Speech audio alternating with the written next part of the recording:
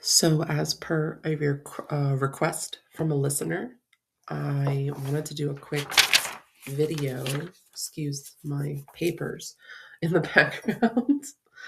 I wanted to include a video here quickly on some regulation rituals and habits, along with natural forms of detoxification, since we just talked about um, how regulation and detoxification are incredibly important to your magical practice. So, some really easy, doable regulation rituals can be deep breathing. When you are actually engaged in deep breathing, you're stretching everything and expanding everything from within. Okay. You're giving more room for airflow, as well as, giving yourself like a little internal workout, which helps to move stuck energy. Yoga is incredibly helpful along with somatic movement and stretches, because stress and trauma and emotions can really get trapped in the body in various ways and cause things like pain and dis-ease, illness, inflammation. And this helps to gently as well as mindfully get it all moving. Okay. Walking is one of my favorite forms of regulation medicine. Because it's free. And it really does challenge you to kind of take things a little slower and take in your surroundings. It gets you out of your own head. It gets you out of your typical environment where you might find yourself stressed. And it gets you fresh air, sunshine. You get to connect with the natural world again and just the world in general, which is very good for your mindset. Cold exposure is really good to start with. If you're a little nervous, I would suggest taking an ice cube to your face every morning and every evening because this helps reduce inflammation and puffiness and all that stuff in the face anyway. But it also does create that cold exposure that can help with nervous system regulation, anxiety reduction, and so on. But you can move your way up to actually taking colder showers as well. And that really does help a lot. Sensory activation. This is where you sit for a few moments and you allow yourself to turn on each of your senses one at a time, like really tune them in and tune into them, really. Um, Many of us are very out of touch with our senses, if, at least one, if not several of them. So this would start with, breathing and then tuning into your sense of hearing, listening, just really listening to the world around you. Um, and then going through each sense at a time, like then tuning into your sense of taste, really tasting the food and drink that you take in, really smelling the smells around you. Really touching things as you're utilizing them. When you're reading a book or when you're cooking a meal or holding hands with your partner or whatever, folding laundry, doing dishes, like really allow the sensations to be felt, you know? And do this with all your senses. Your sense of sight, really look at things, really look at them, really see them. Okay. And this can really help slow you down and reactivate those senses again. Body scans, continuous and consistent body scanning is really helpful because this can help you navigate through your body and find where you're the most tense, what emotions you're going through at the time, what thoughts might be contributing to how you're feeling physically. Um, Keeping consistent routines. This is incredibly helpful for regulation rituals and habits.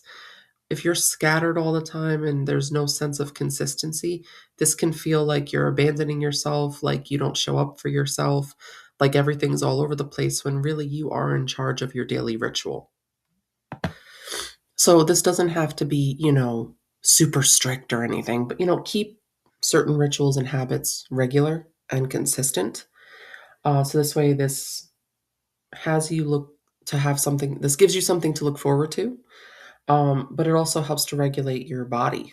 So things like having a regular sleep routine, having regular eating habits, taking periods of rest, not necessarily sleeping, but just resting. Um, for your practice, this could be pulling a card for yourself every day and journaling, or reading a chapter of a self help book and then meditating on it, or just doing meditation in general. Having some quiet in the morning and learning to digital detox in the morning, not just going on your phone right away as soon as you get up, and actually taking in the morning, drinking your coffee or your tea, enjoying your breakfast, having regular routines and staying consistent with them is super important for your nervous system. And that being said, limit overstimulation. If you find that you have certain little addictions that create overstimulation, or you are a yes person all the time and you're constantly engaging in endless conversation and helping everybody but yourself, stop that. Limit that, okay? You need It's okay to be understimulated at times. It's okay to have nothing going on.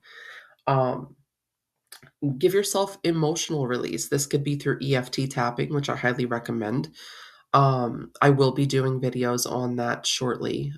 Give me a little more time as I'm still cultivating how I want to approach the way I do EFT, but also with like a magical approach, because EFT can be incredibly magical as well as medicinal. But I highly recommend looking up EFT tapping videos on YouTube. There's a ton of them, totally different kinds all over.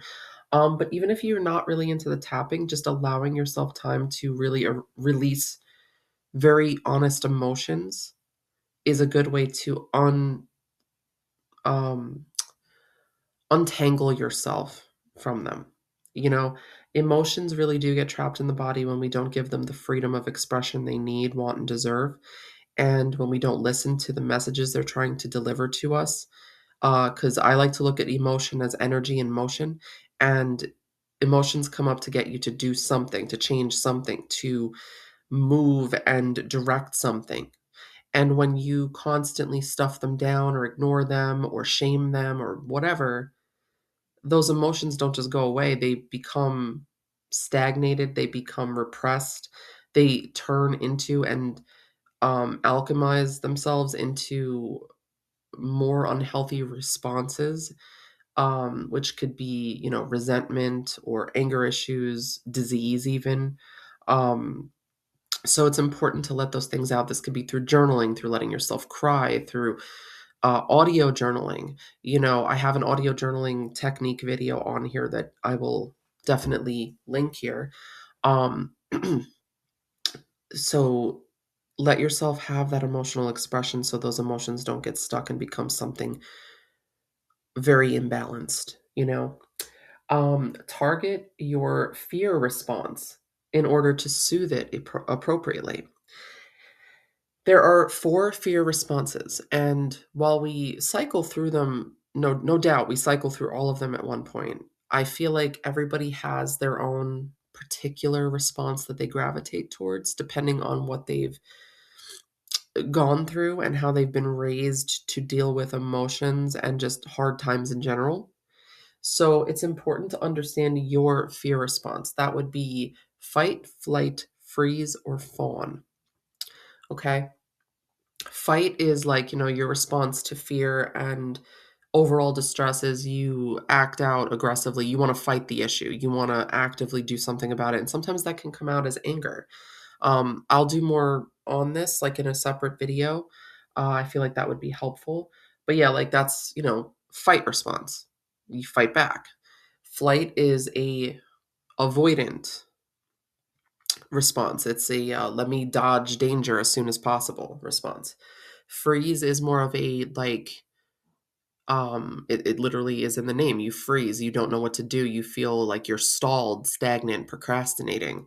And then fawn is the people pleasing response. Let me appear as um harmless as possible, and let me seem like I'm this good person all the time. These are the yes people, the people that take on too much and don't have boundaries. Okay. So when you can address your response to fear and what's the word I'm looking for? Discomfort. You can find healthier ways to soothe that and understand what you're afraid of and actually be able to address it in a healthier way rather than continue coping habits and unhealthy habits that just foster the fear rather than transmute it, if that makes sense. Um, Dancing is another really cool way of regulating your nervous system. This, and you don't have to be a dancer, okay? But put on some music, any kind that you like, depending on how you're feeling. You could even put music on that corresponds with the mood that you are in to help you really move those emotions out of your body. Okay. Um, Sometimes we'll listen to really sad music, right? When we're sad, but we won't move. We'll just lay there like a potato and and just, wallow in the depressive lyrics, right? But what if you turned that song on instead and moved your emotions to it? Gave yourself some kind of healthy movement where you could still feel what you're feeling, you could still resonate with what the song means for you at that moment. But instead of sitting there and letting it sit in your body, you can move it and get it out. So these are just some simple ways, doable ways to help your nervous system out. Okay. Now, natural forms of detoxification are hydration, hydration, water, water, water. Okay. But not just water, adding minerals to your water is really, really helpful because if you're drinking way too much just regular bottled water, um, this is still good for you. Like water is good for you, right? But over drinking can actually flush out necessary minerals from your body. So you want to make sure that as you're hydrating, you are mineralizing. So adding mineral drops to your water is really helpful. I actually recommended this to a friend of mine years ago who still uses them. They're called concentrates minerals. You could find them on Amazon. And yeah, it seems like it's a little pricey, but you really don't need a lot. You need like just a couple of drops per like bottle of water if you drink bottled water or glass of water or whatever. And it really does help. Cruciferous vegetables like broccoli, kale, Brussels sprouts. Those are really helpful in detoxification, as well as antioxidant rich foods like berries and nuts and seeds, artichokes, things like that. Make sure to reduce processed food. I know that's difficult. I know that things are incredibly expensive. I'm not saying you have to completely cut it out of your diet, but just try to reduce it. You know, get regular exercise and movement because this really does help you sweat things out. It helps you to detox the organs, and the breath is very detoxifying. And when you can get into a aerobic type of exercise that allows your heart to really pump and your breath to really go and forces you basically to take deeper breaths, you're helping yourself detox that way. Um, Make sure that you're getting regular sleep. Okay. Really have a good PM ritual so that you get good sleep. Eat fiber rich foods to help you detox and digest properly. Stress management. Stress is the number one killer. I'm telling you this from experience. Okay. Trust me, that is a consistent thing in my life. Okay. And I know it can be very hard, but stress management is at the top because stress affects everything else. It affects your eating habits, your sleeping habits, the way you digest food, the way you emotionally regulate, the way you think, like everything is affected by that stress. So try to eliminate unnecessary stress. We have been conditioned to think that stress is just a normal thing. Stressors happen, but the state of stress is not a state we should be living in. Okay.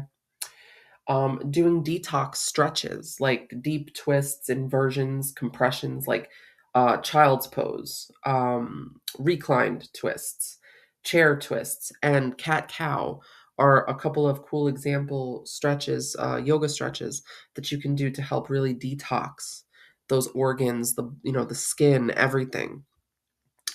So these are just a couple of simple little things that you can add to your daily rituals and habits to help you regulate and detox and hopefully feel a little bit more balanced in your everyday life. I hope this helped. I hope this found and fed you the way it was meant to. And I hope it inspires you to go on a deeper search for other things you can add to your routine to help you feel better. Love you so much. Hope you're having a good start to your week. Bye for now.